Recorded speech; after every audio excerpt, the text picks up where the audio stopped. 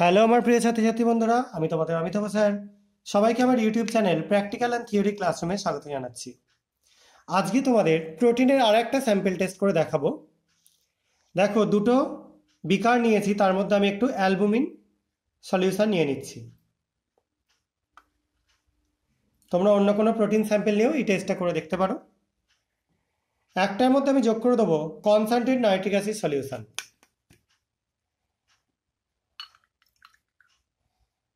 দেখো, সলিউশন যোগ করবার সঙ্গে সঙ্গে পুরোটা হোয়াইট হয়ে গেল, দেখতে পাচ্ছ? যেমন দুধের মধ্যে অ্যাসিড দিলে ছানা কেটে যায়, সেরকম টাইপের ব্যাপারই এখানেও হলো। এবার আমরা একটুখানি এটাকে হিট করে নিচ্ছি একটা হিটিং সিস্টেম দিয়ে। এটা বুনসেন বার্নারে করলে সব থেকে ভালো হয়।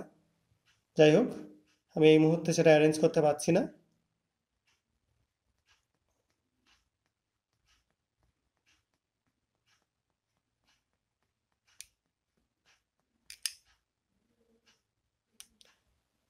দেখতে পাচ্ছ সলিউশনটার কালার হালকা হালকা ইয়েলো হয়ে যাচ্ছে।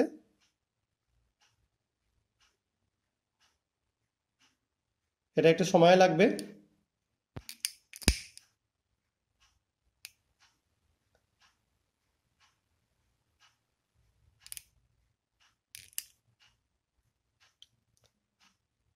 দেখো, নিচের দিকটা দেখতে পাচ্ছ ইয়েলো কালার হয়ে যাচ্ছে, আর পুরোটা একটা থকথকে ছানা ছানা টাইপের হয়ে যাচ্ছে।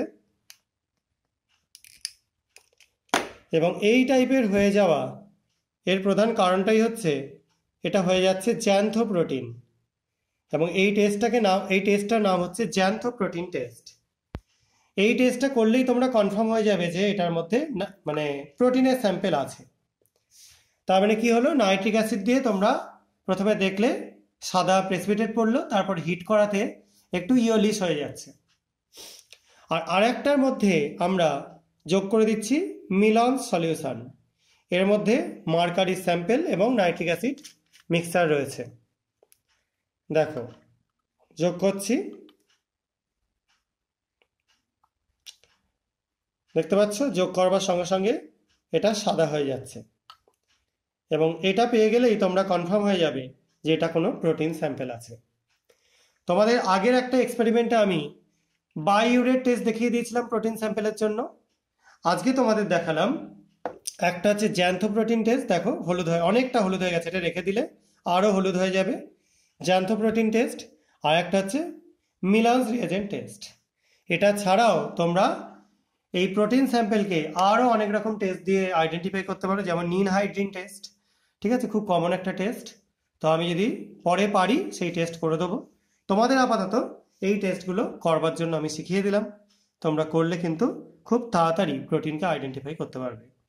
আশা করা যায় ব্যাপারটা বুঝতে পেরেছো। যদি কারো কোনো কনফিউশন থাকে কমেন্টে লিখে জানাতে পারো। আর এই ভিডিওগুলো ভালো লাগলে চ্যানেলটা সাবস্ক্রাইব করো, ভিডিওগুলো লাইক এবং শেয়ার করে আমার পাশে থেকো। সবাই খুব ভালো থাকবে, সাবধানে থাকবে। আজকের জন্য এটুকুনি, বাই।